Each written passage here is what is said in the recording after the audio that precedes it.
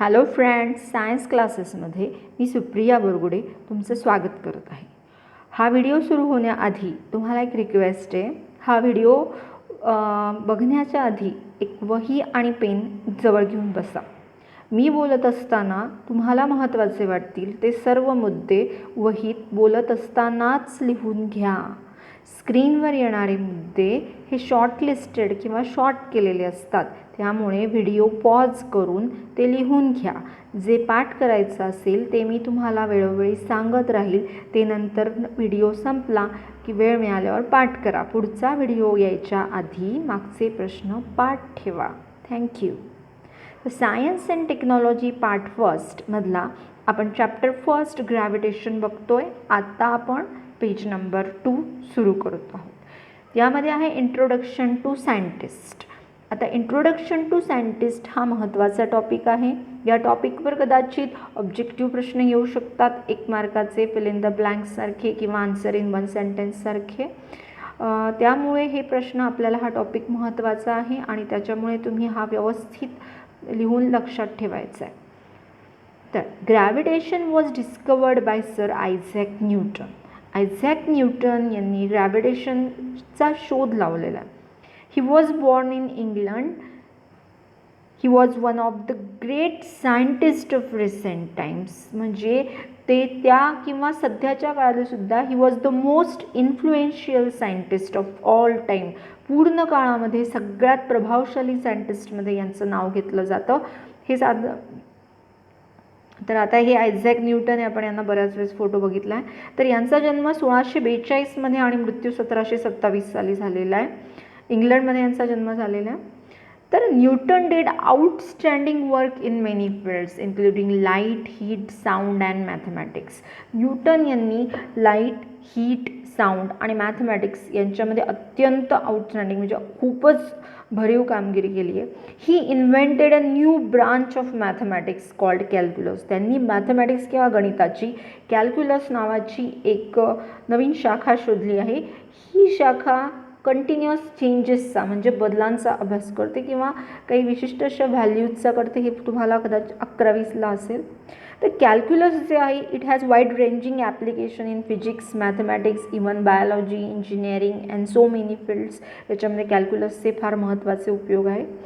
तर Newton was the first scientist to construct a reflecting telescope. जे reflecting telescope आहे, आपण न्यूटोनियन टेलिस्कोपच्या कन्स्ट्रक्शनच्या डायग्राम बघितलेले आहे. तर या डायग्राम्समध्ये हा एक रिफ्लेक्टिंग टेलिस्कोप होता, ज्याच्यामध्ये आपण दूरच्या ग्रहांच्या, प्लॅनेट्सच्या किंवा इतर यांच्या इमेजेस घेतो आणि यामध्ये मिरर्स आणि लेन्सेस वापरलेले असतात. तर before Newton Kepler had given 3 laws describing planetary motions. तर आदिम काळापासून माणसांना प्लॅनेट्स किंवा ह्या बाकीच्या गोष्टी कसे काम करतात किंवा या काय करतात, यांच्या मागे कुठलं कार्यकारण भाव आहे, फंक्शन्स आहेत, तर याच्यासाठी जो अभ्यास होता त्यासाठी केपलर या सायंटिस्टने सगळ्यात आधी प्लॅनेटरी मोशन्सचे 3 लॉज दिलेले आहे. आपण पुढच्या याच्या व्हिडिओमध्ये ते लॉज बघू. तर हे जे लॉज आहे तर हे planets, why the planets move in the way described by Kepler's laws was not known. तर प्लॅनेट्स का फिरतात केपलरने सांगितलेल्या नियमांप्रमाणे, हे मात्र याच्या मागचं रिझन कोणाला सांगता येत नव्हतं. तर Newton with his theory of gravity mathematically described Kepler's laws किंवा डिराइव्ड केपलर्स लॉज. तर न्यूटनच्या ग्रॅव्हिटेशन थेअरीच्या आधारे आपण केपलर्सचे लॉज प्रूव्ह करू शकतो. तर सर्क्युलर मोशन म्हणजे वर्तुळाकार गती. The motion along a circular path that is movement of an object along the circumference of a circle or rotating along a circular path. Definition पाठ करायची आहे. तर वर्तुळाकार मार्गावरती किंवा सर्कलच्या सर्कम्फरन्सला, परिघावरती एखादं ऑब्जेक्ट फिरत असेल तर त्या मोशनला आपण सर्क्युलर मोशन म्हणतो. उदाहरणार्थ फॅन. इवन अर्थ शोज सर्क्युलर मोशन. सर्क्युलर मोशनवरती तुम्हाला ॲक्टिव्हिटी आहे आणि ॲज यू नो की ॲक्टिव्हिटी बेस्ड क्वेश्चन्स खूप असतात, म्हणून आपल्याला प्रत्येक ॲक्टिव्हिटी अगदी व्यवस्थित काळजीपूर्वक करायच्या पण आहेत आणि सगळे क्वेश्चन आन्सर्स पाठ करायचे आहेत. प्लीज आणि डायग्राम जिथे शक्य असतील तुम्हाला तिथे वह्यांमध्ये डायग्राम काढून ठेवा. तर ॲक्टिव्हिटी काय बघा, tie a stone to an end of a string. String म्हणजे दोरा, तर दोऱ्याचं एक टोक एका छोट्याशा दगडाला बांधा. Take the other end in your hand and rotate the string so that the stone moves along a circle as shown in next figure. तर एक दगड घ्यायचा आणि त्याला एक दोरीचं एक टोक बांधायचं आणि हा दगड साधारणपणे बघा, समजा हा दगड असेल तर ह्या मोशनमध्ये म्हणजेच रोटेशनल मोशनमध्ये दगड काय करायचं आहे, तुम्हाला फिरवायचं आहे.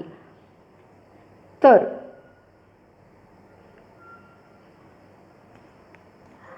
दगड ह्या मोशनमध्ये फिरत असताना तर तुम्ही नीट आकृतीकडे बघा की फिरता फिरता समजा तुम्ही ही जे मोशन आहे तर ह्या मोशनमध्ये बघा की आता हा दगड ही एक सर्क्युलर ऑर्बिट दिसते तुम्हाला, तर ह्या ऑर्बिटमध्ये हा दगड फिरतोय.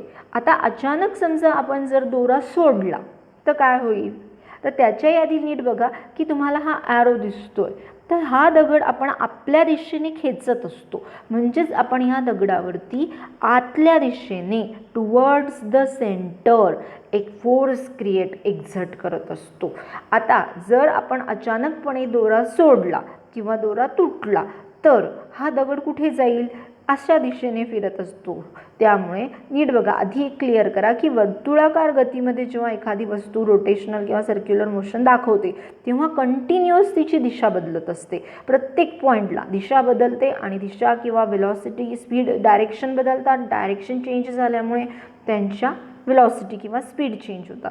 तर दगड जर आपण स्ट्रिंग तुटली किंवा रिलीज केला तर तो सरळ टँजेन्शियली जाईल. सो तुम्हाला टँजंट माहीतच आहे, perpendicular line drawn at a point on the any circle. तर इथे दाखवला तर तो असाच जाईल. समजा इथे सोडला तर तो इथे टँजंटमध्ये जाईल, इथे असेल तर तो इथे टँजंटमध्ये जाईल, इथे आहे मग तो असा टँजेन्शियली दाखवलेला आहे. तर आता हे जे टँजंट आहेत तर याच्या आधारे आपल्याला काही बेसिक क्वेश्चन्स आहेत. तर पहिला बघा, are you applying any force on the stone. तुम्ही स्टोनवर फोर्स अप्लाय करतात का, तर yes, we are applying a force on the stone. In which direction is this force acting. आपण आत्ताच बघितलं डायरेक्शन काय फोर्सची, towards the centre. How will you stop this force from acting. तुम्ही कसं ॲक्ट करणार, तर आपण स्ट्रिंग रिलीज केली समजा तर फोर्स काय होईल, थांबून जाईल.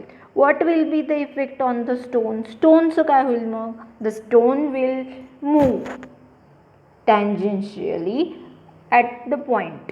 ज्या दिशेला ज्या पॉईंटला त्याची व्हेलॉसिटी असेल किंवा आहे त्याच तेव्हा जी डिरेक्शन असेल, डायरेक्शन असेल त्याच डायरेक्शनला तुमचा स्टोन सरळ टँजेन्शियली जाईल. आता आन्सर्स पण नीट बघा. एक, as long as we are holding the string, we are pulling the stone towards us, that is towards the center of the circle, and are applying a force towards it. जोपर्यंत आपण string hold केलेला आहे, धरला आहे, we are pulling the stone towards us, म्हणजे तेव्हा आपण stone आपल्याकडे पुल करतोय, ओढतोय. That is towards the centre of circle, म्हणजे सर्कलच्या सेंटरकडे आपण त्याला पुल करतोय, म्हणजेच we are applying a force towards the centre. The force stops acting if we release the string. जर आपण स्ट्रिंग रिलीज केली, सोडून दिली, तर फोर्स काय होईल, स्टॉप होईल. In this case the stone will fly off along a straight line which is the tangent to the circle at the position of stone.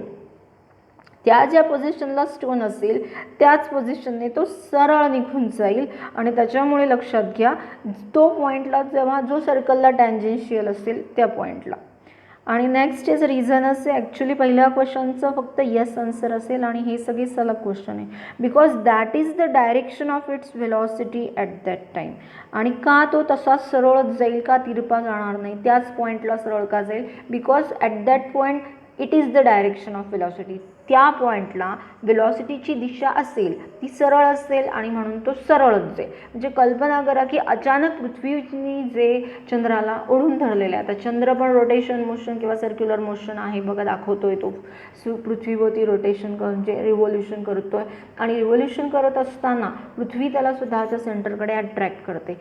समजा इमॅजिन ग्रॅव्हिटी 0 झाली पृथ्वीची अचानक किंवा सोडून दिलं पृथ्वीने चंद्राला, तर चंद्र काय होईल, पृथ्वीच्या ग्रॅव्हिटेशनच्या बाहेर त्या पॉईंटला निघून जाईल, पण त्याची दिशा तीच राहील जी त्या मोमेंटला किंवा त्या पॉईंटला असेल, त्या पॉईंटने सरळ tangentially. Next point centripetal force. हा खूप महत्त्वाचा पॉईंट आहे, त्याच्यामुळे तुम्ही बाय हार्ट लर्नच करणारे, पाठच करायचं हे तुम्हाला. तर the force acts on any object moving along a circle and it is directed towards the centre of the circle. This is called centripetal force. जो फोर्स कुठल्याही ऑब्जेक्ट, जे सर्क्युलर मोशनमध्ये फिरत असणाऱ्या कुठल्याही ऑब्जेक्टवरती जो फोर्स ॲक्ट करतो आणि ज्याची डायरेक्शन सेंटरच्या दिशेने असते त्याला सेंट्रिपेटल फोर्स म्हणतात. Centripetal force means centre seeking. सेंट्रिपेटलचा वर्ड मिनिंग आहे सेंटर सिकिंग, सेंटरकडे जाणारा.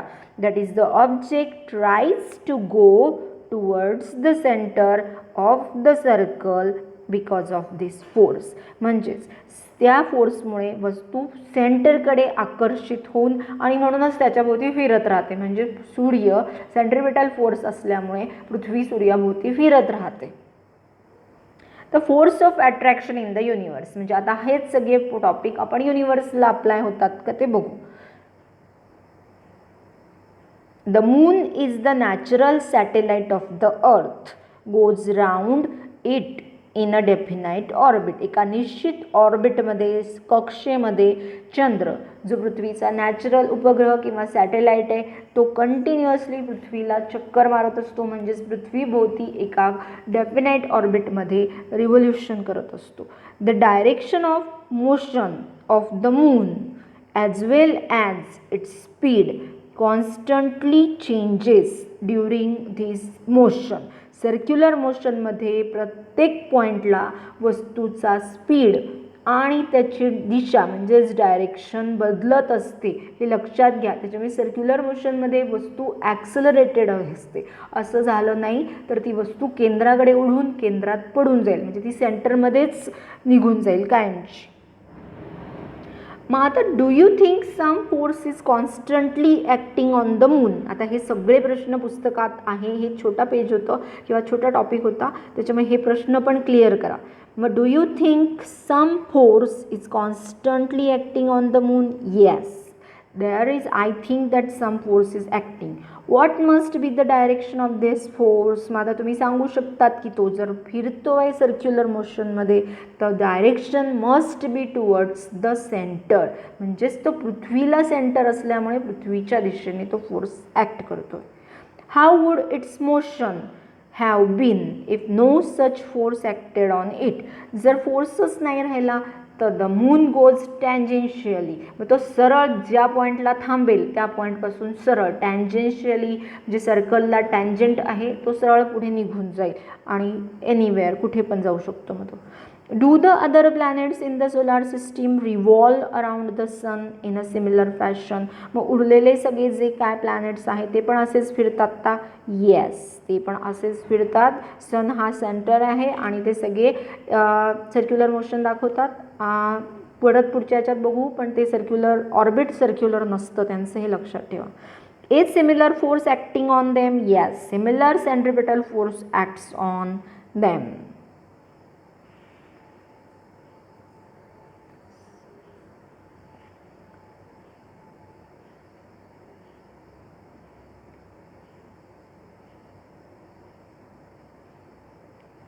Thank you for watching.